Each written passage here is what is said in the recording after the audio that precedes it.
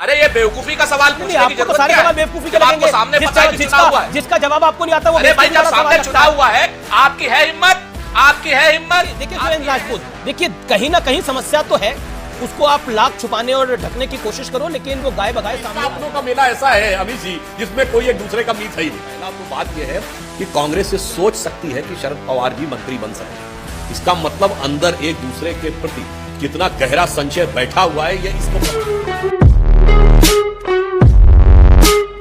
नमस्कार दोस्तों, आप सबका बहुत बहुत स्वागत है प्राइम डिबेट शो में। मैं हूं प्रदीप। मानो ना मानो दोस्तों, कांग्रेस गठबंधन धर्म बहुत ईमानदारी से निभा रही है। पता ना हो कैसे। बंगाल में अधीर रंजन चौधरी जी चिल्ला रहे हैं कि हमारे कार्यकर्ताओं की हत्या हो रही है, मगर कांग्रेस है कि उनके कार्यकर्ताओं की हत्या हो रही तो होने दो, लेकिन गठबंधन धर्म निभाना जरूरी है। महाराष्ट्र में शरद पवार से उनके छोटे भाई अजित पवार मिलते हैं, जिनकी हाल फिलहाल में अनबन हो गई थी। ये दोनों मिलते हैं, चुपचाप मिलते हैं। इस पर महाराष्ट्र के पूर्व मुख्यमंत्री शंकरराव चौहान जी बात उठाते हैं, उनकी बात को दबा दी जाती है। तीसरी बात, अलका लांबा जी कहती है कि हम 7 लोकसभा सीटों पर चुनाव लड़ेंगे, और अलका लांबा की भी बात दबा दी जाती है कहकर कि इनका निजी बयान है। तो दोस्तों, ये दुर्गति हो गई कांग्रेस की। सब इन्हें दबा रहे हैं और ये दबते जा रहे हैं और सबकी बात मानते जा रहे हैं। ये वो अपना काम, इनके विपक्षी दल जो इनके सहपाठी है वो कुछ भी कर रहे हैं, उनको करने दिया जा रहा है और ये दबके सहते जा रही है। इनकी हालत हो रही है। इस डिबेट में देखोगे आप, सुधांशु त्रिवेदी और सुरेंद्र राजपूत जी, इनके डिबेट में बहुत घमासान होती है, हर बार होती है और इस बार भी हुई है। लेकिन सुरेंद्र राजपूत जी भड़क गए अमित देवगन पे। किस टॉपिक पे भड़े आप देखोगे इस डिबेट में। तो दोस्तों, डिबेट बड़ी मस्त है, आपको बहुत मजा आएगा। तो चलिए शुरू करते हैं डिबेट। Let's start. कितना पारिवारिक माहौल है ना। ठीक है ना। आपको तो यह भी मालूम होगा कि शरद पवार जी बिल्कुल मिले, क्यों नहीं मिलेंगे, अपने भतीजे से मिलेंगे। लेकिन आपको यह भी पूरा होना चाहिए कि अजीत पवार परेशान है मुख्यमंत्री बनने के लिए। अजीत पवार को उन्होंने कंसोल किया कि बेटा कुछ दिन रह लो वहां पे, उसके बाद वापस तो तुमको आना ही, क्योंकि तुम्हें भावी कोई नहीं दे रहा है वहां पर। जी, पूरी महाराष्ट्र की जो राजनीति है वो देवेंद्र फडणवीस की राजनीति है। आप बता दो कि अलका लांबा जी ने कोई स्टेटमेंट दिया, उसको डिसोन हमारे जो दिल्ली के प्रभारी हैं उन्होंने कर दिया कि साहब ऐसी कोई बात नहीं, तो बात खत्म हो जानी चाहिए। आपको इंडिया के गठबंधन में दरार दिख नहीं रही है, दरार पैदा करने की कोशिश कर रही है भारतीय जनता पार्टी और उसका समर्थक मीडिया। करें, आज की डेट में आपके पास लश्कर है, कोई बात नहीं, लेकिन हम पूरी जिम्मेवारी से इतना कहते हैं कि यही सारी चीजें अपने आप में बता रही हैं कि भारतीय जनता पार्टी कितनी निराश है, कितनी हैरान है, कितनी परेशान है, किस तरीके से उसका भाषा का स्तर गिर गया है। भारतीय जनता पार्टी प्रयास कर रही है। अलका लांबा को क्या भारतीय जनता पार्टी ने बोला था कि आप आइए और एएनआई को बाइट दीजिए कि हमें 7 सीटों पर तैयारी करने के लिए बोला गया है। उसके बाद आम आदमी पार्टी को क्या भारतीय जनता पार्टी ने कहा था यह बोलने के लिए कि अलका लांबा एक छोटी नेता है? ये सबके भारतीय जनता पार्टी ने बोला था क्या कहने के लिए? बिल्कुल आपने सही कहा, दोनों चीजें भारतीय जनता पार्टी ने नहीं बोली। जैसे कहते हैं ना बिल्ली भाग में छिका, आप लोगों का परसेप्शन है, एक परसेप्शन होता है। आप तो हिंदी पढ़े हैं अमीश भाई, सुधांशु जी तो खैर पढ़े ही हैं, तो ज्ञान मर्मज्ञ हैं, कि रुको मत जाने दो। इसमें कौमे का फर्क होता है कि अगर रुको मत जाने दो अर्थ बदल जाएगा, रुको के आगे कौमा लगा दिया, और रुको मत जाने दो इसमें कौमा लगा दिया, रुको मत में तो अंतर हो जाएगा। आप लोग इस तरीके से बयानों का छिद्रान। ठीक है, मैं सीधा सुन तो लीजिए जी, आप सुधांशु जी को भी बोलने देते हैं ना, थोड़ी देर आपने लंबा बोल लिया। हमारी भी सुन लिया कीजिए, भाजपा तो हमेशा सुनते हैं आप। सर आप ही को सुन रहे थे, लंबा आपने। अरे सर हमारी थोड़ा सा पूरा हो जाने दीजिए सर। कर लीजिए, पूरा कर लीजिए अगर आपको हो तो, बाकी तो आपकी इच्छा है। तो ये जो रुको मत जाने दो वाली जो आपकी थ्योरी है ना, ये जो सत्ता समर्थक मीडिया की, ये अब चलने वाली नहीं है अमीश भाई। भारतीय जनता पार्टी हैरान भी है, परेशान भी है, निराश। मणिपुर से लेकर नूह तक आग लगा रही है, महिलाएं नग्न हो रही है, देश शर्मसार हो रहा है, और भारतीय जनता पार्टी क्या नाम जो है आज की डेट में जश्न मना रही है। भारतीय जनता पार्टी, नरेंद्र मोदी जी अपने जबान पर कंट्रोल खो गए हैं, कह रहे हैं कि साहब अगले साल भी हम यहां झंडा फहराएंगे। भाई आप अगले साल की जगह झंडा आप क्या नाम 10 साल का सब सपना लेकर के आए हैं, लेकिन इस बार तो आप अपने मकान पर ही फैलाएंगे झंडा। बहुत स्पष्ट, अब आपने इंडिया को जीतना है, इंडिया में जितनी लाठी मारे। जी, मैं सुधांशु त्रिवेदी आपका रुख करता हूं। ये सारा भ्रम आप फैला रहे हैं। इनके यहां तो हम साथ साथ हैं, लेकिन आप जबरदस्ती, माफ करिए मैं फिल्मी नाम लेके आ रहा हूं, हम आपके कौन लेकर आ रहे हैं? देखिए, जो बोला है सुरेंद्र राजपूत जी ने, उसी में स्पष्टता नहीं था। इन्होंने कहा रुको मत जाने दो का उदाहरण व्याकरण के आधार पर दिया है। तो जानते क्या अंतर है? इन पार्टियों का नेतृत्व कह रहा है रुको कौमा मत जाने दो, कार्यकर्ता कह रहा है रुको मत कौमा जाने दो। बस एक कौमा का ही अंतर है जो आप अपने कार्यकर्ता की भावना नहीं समझ पा रहे हैं कि नेतृत्व कह रहा है गठबंधन सहयोगियों से रुको मत जाने दो, कार्यकर्ता कह रहा है रुको मत जाने दो। अब ये आपके ऊपर है, और सिर्फ ये दिल्ली की बात नहीं है जनाब, पंजाब में भी आपके स्थानीय नेता बोल चुके हैं कि आम आदमी पार्टी के खिलाफ हम बाकायदा संघर्ष करेंगे। और बंगाल में अधीर रंजन चौधरी जी आज भी बोले हैं, वो तो ये भी बोल चुके हैं कि कोई लोकतंत्र जैसी चीज ही नहीं है, मगर बेंगलोर में साथ में रहना है। तो इसलिए मैं कह रहा हूं, रुको भी मत भी, आखिर में जनता जानते क्या कहेगी, अरे देखो मत, इन सबको जाने दो और मोदी जी को एक बार फिर आने दो।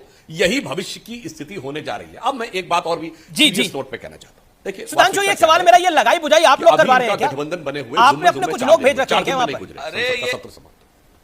अरे ये आप ही नहीं, आप भी करवा रहे हो अमीश भाई, मेरा स्पष्ट आरोप है। हमें कुछ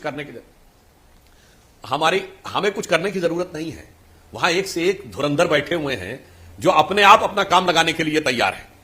आज जो आम आदमी पार्टी, INDIA गठबंधन, कांग्रेस, इन सब के बीच की जो आपस की स्थिति हो रही है, इसके ऊपर मुझे जानते क्या याद आता है? देखिए, अटल जी ने बड़ी फेमस कविता लिखी थी, गीत नया गाता हूं, सबको याद होगा। उससे पहले उन्होंने एक कविता लिखी थी, गीत नहीं गाता हूं।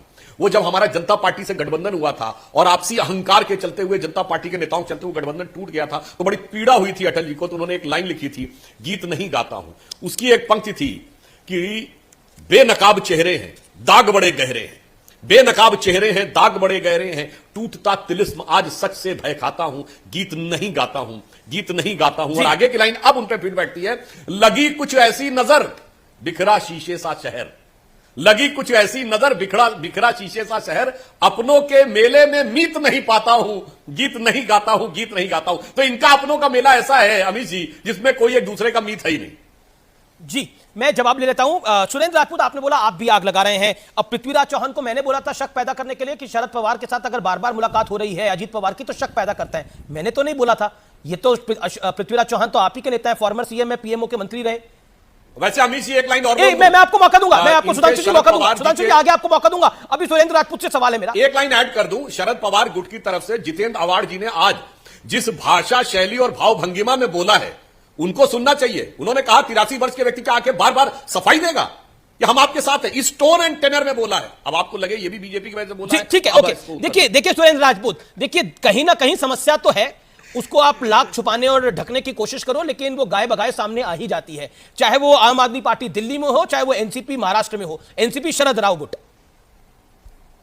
आप ही के नेता सवाल खड़ा कर रहे हैं। वो कहते हैं ना अमीश भाई, एक लाइन सुधांशु भाई की बातों से और आपकी बातों से एक दो लाइन और याद आ गई हमको। कहते कुछ लोग तुम्हें समझाएंगे, सुधांशु जी आपके लिए हैं और अमीश के लिए भी, कुछ लोग तुम्हें समझाएंगे, कुछ तुमको खौफ दिलाएंगे, जो है वो भी खो सकता है। इस राह में रहजन है इतने, चोरों को कहते हैं रहजन, इस राह में रहजन है इतने, कुछ और यहां हो सकता है। कुछ और तो अक्सर होता है, पर इस पल में तुम जिंदा हो, ये पल तुम में जिंदा है, ये वक्त नहीं फिर आएगा, तुम अपनी करनी कर गुजरो, जो होगा देखा जाएगा। ये बात सच है अपने आप में, हम अपनी करनी कर गुजरेंगे, जो होगा वो भी देखा जाएगा। और रही बात शरद पवार साहब की, तो राजनीतिक इश्लाका पुरुष है, पितृ पुरुष है, सच बात है, ये 83 साल के हैं, लेकिन वो 83 साल का मराठा कुंवर वीर सिंह की तरीके से। अरे तो ये कुंवर वीर सिंह 83 साल का मराठा, सारी कहानी आपकी मैंने मान ली राजपूत साहब, लेकिन मेरे सवाल का जवाब दीजिए ना। सवाल किसने खड़ा करा? बीजेपी ने तो नहीं खड़ा करा ना। पृथ्वीराज चौहान ने कहा, उन्होंने बोला कि इनको मंत्री पद का ऑफर मिला है, मंत्री पद का ऑफर मिला, और आपके एक नहीं दो नेताओं ने यह बात बोली। शिवसेना उधर अलग बोल रही है, सामना मिलकर की सफाई देनी चाहिए शरद राव पवार को। आप कमाल की बात कर रहे हैं। ये मैं आपके नेता को कोट कर रहा हूं, मैं किसी और नेता को कोट नहीं कर रहा। अरे सुन लीजिए, इतना काहे परेशान हो रहे हैं? उसके बाद सुप्रिया सुले जी ने स्पष्ट रूप से कह दिया। मैं तो आपसे इससे आगे की बात कर रहा हूं, अगर ब्रेकिंग चलाने की हिम्मत हो तो चलाइए ना, ब्रेकिंग चलाने की हिम्मत हो तो ये चलाइए कि अजीत पवार साहब जो है बहुत जल्दी ही भाजपा का गठबंधन छोड़ सकते हैं। सर क्या नाम, ये जो सुशील शिंदे हैं, बहुत सुशील शिंदे कह रहा हूं, इसका क्या नाम है, एकनाथ शिंदे को मुख्यमंत्री पद से हटाया जा रहा है। देवेंद्र फडणवीस मुख्यमंत्री बनना चाहते हैं और देवेंद्र फडणवीस मुख्यमंत्री बनने के लिए मैं जो खबर दे रहा हूं और एक जो एनडीए के बारे में खबर दे रहा हूं वो चलाओ। देखिए एक पत्रकारिता का कानून होता है। लीजिए, आप कह रहे हैं मैं एक आपको तुमको खबर दे रहा हूं कि तुम ये खबर को चलाओ कि महाराष्ट्र में सरकार में उथल पुथल होने वाली है। अगर ये बात एनडीए से कोई बोलेगा, अजीत पवार गुट के नुमाइंदे यहां बैठे हैं, वो बोलेगी, बीजेपी बोलेगी, तो मैं जरूर चलाऊंगा वो खबर को। लेकिन अभी आपके नुमाइंदे कह रहे हैं कि शरद पवार को ऑफर मिला, तो यानी पृथ्वीराज चौहान ने झूठ बोला, हाँ या ना? बात झूठ और सच की है ही नहीं। जब सुप्रिया सुले जी ने स्पष्ट रूप से बयान दे दिया, और उसके बाद हम सुप्रिया सुले जी पर भी पूरा भरोसा हम करते हैं, श्री शरद पवार साहब पर भी, और हम फिर जिम्मेवारी से कहते हैं पृथ्वीराज चौहान अजीत पवार परेशान है, नहीं करते। अब मैं अपने नेता पे भरोसा नहीं करते, सुप्रिया सुले पे भरोसा करते हैं। अजीत पवार परेशान है अमीश देवगन। अरे अजीत पवार परेशान होगा तो उनकी परेशानी बीजेपी और शिवसेना निपटेगी ना उसके साथ। उनको अजीत पवार से निकाले जाने का खतरा हो रहा है। 70,000 करोड़ के वो अजीत पवार गुट को कह रहा है कि 83 साल के बुजुर्ग का अपमान कर रही है कांग्रेस पार्टी। मैं आपसे पूछ रहा हूं, क्या पृथ्वीराज चौहान गलत है और सुप्रिया सुले सही है? दोनों में से एक तो चुनिए। बहुत स्पष्ट रूप से सुप्रिया, देखिए मैं फिर से कहूं, आप पानी में जितनी लाठी मार लीजिए अमीश देवगन, पानी अलग नहीं होगा। ये इंडिया का गठबंधन भारतीय जनता पार्टी की राजनीतिक लुटिया डुबो के रहेगा। सुधांशु, क्योंकि ये भारतीय जनता पार्टी की राजनीतिक लुटिया यहां से this is important, this is getting important. Okay Sudhanshu, let me get a perspective. Okay Sudhanshu ji, respond to Surendra Rajput. उन्होंने बोला कि ये पानी में कितनी भी लाठी मारी अलग नहीं होने वाला। पूर्व मुख्यमंत्री हैं। आज देखिए बेबसी लाचारी की इंतहा देखिए कि अपने पूर्व मुख्यमंत्री के बयान को कह रहे हैं कि सहयोगी दल की एक सांसद के आधार के ऊपर वह खारिज किया जाता है। अरे भाई, अब पहला तो बात यह है कि कांग्रेस ये सोच सकती है कि शरद पवार जी मंत्री बन सकते हैं। इसका मतलब अंदर एक दूसरे के प्रति कितना गहरा संशय बैठा हुआ है, यह इसको प्रमाणित करता है। क्योंकि छोटा मोटा नेता बोला होता तो कह देते। अब यह बताइए, क्या सुप्रिया सुले जी कभी मुख्यमंत्री रही हैं? तो आप क्या मानते हैं, महाराष्ट्र की राजनीति में बड़ा नेता कौन, पृथ्वीराज चौहान या सुप्रिया सुले, यानी कांग्रेस पार्टी का पूर्व मुख्यमंत्री या एनसीपी की सांसद? अब ये आप तय कर लीजिए, फिर जो आप कहिए हम मान लेंगे, वही उसका आपका आधिकारिक बयान है। और उससे पहली बात यह कि यह बयान का सवाल कहां से उठा, यह भी बताने की आवश्यकता नहीं पड़ेगी। सबको साफ समझ में आ जाता है कि क्या स्थिति होने वाली है। महाविकास आघाड़ी में कितना आगे पीछे का मामला चल रहा है। लगभग 80 साल के हैं मल्लिकार्जुन खड़गे, लेकिन उनको राहुल गांधी और सोनिया गांधी की वजह से यह पद मिला है। पहले ये अनऑफिशियल था, अभी ऑफिशियल हो गया है क्योंकि मल्लिकार्जुन खड़गे ने खुद बयान दे दिया है। अब भी बोलेंगे सुरेंद्र राजपूत जी कि मीडिया का ही दोष है या खड़गे साहब ने सच कहा है? अरे खड़गे साहब ने बिल्कुल सच कहा है। इसमें दिक्कत क्या है, इसमें गलत क्या कहा है खड़गे साहब ने? खड़गे साहब पूरी तरीके से सही कह रहे हैं। पूरी कांग्रेस में श्री राहुल गांधी जी की एक प्रभावशाली भूमिका है, श्रीमती सोनिया गांधी जी की प्रभावशाली भूमिका है। गांधी परिवार हमारा सीमेंटिंग फोर्स है। हम अपने परिवार को पूरी तरीके से मानते हैं, जानते हैं, समझते हैं। और उस परिवार ने, जिस परिवार ने इस देश के लिए बलिदान दिया है, 43 साल जो परिवार जेल में रहा है, 2 प्रधानमंत्री जिसके शहीद हुए हैं, अगर वो परिवार कांग्रेस में एक प्रभावशाली भूमिका है तो मीडिया के और उनके साथी भारतीय जनता पार्टी वालों के पेट में दर्द क्यों? तो मतलब आप कह रहे हैं मल्लिकार्जुन खड़गे is selected by the Gandhi family. उन्होंने ये कहा है कि प्रभावशाली भूमिका रही है। चुनाव आपके सामने हो, अगर आप आंख से आपको कोई दृष्टि दोष है तो उस दृष्टि दोष का इलाज करिए। दृष्टि दोष नहीं है, मैं तो अगर किसी आदमी को दृष्टि दोष है, अगर नहीं, ये कोई सवाल, अरे ये बेवकूफी का सवाल पूछने की जरूरत क्या है? बेवकूफी के लगेंगे, सामने पता है कि चुनाव हुआ है, जिसका जवाब आपको नहीं आता वो। अरे भाई, जब सामने चुनाव हुआ है, आपकी है हिम्मत, आपकी है हैसियत नरेंद्र मोदी से और भाजपा से पूछने की आज तक चुनाव क्यों नहीं हुआ? भाजपा मैं तो नरेंद्र मोदी से भी सवाल पूछ लेता हूं, अमित शाह से भी सवाल पूछ लेता हूं और आपसे भी पूछ लेता हूं, लेकिन आप मेरी हिम्मत तक पहुंच गए।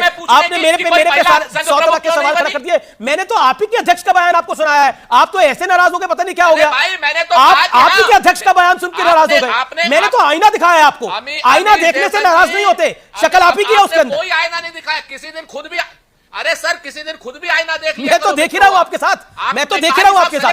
ठीक है, okay Sudhanshu Trivedi, okay let him answer. आपको शर्म नहीं आती है कहने में कि सेलेक्ट हुए हैं? मैंने पूछा सिलेक्टेड है या इलेक्टेड है, सवाल पूछा मैंने तो, सिलेक्टेड है या इलेक्टेड है? अध्यक्ष क्यों नहीं बना? कोई चुना गया आपका अध्यक्ष? ठीक है, बस हवा निकल गई। जनता माफ नहीं करेगी। मजा आया। तो दोस्तों डिबेट हो गई खत्म, वीडियो हो गई पूरी। उम्मीद करता हूँ ये डिबेट वीडियो आपको पसंद आई होगी।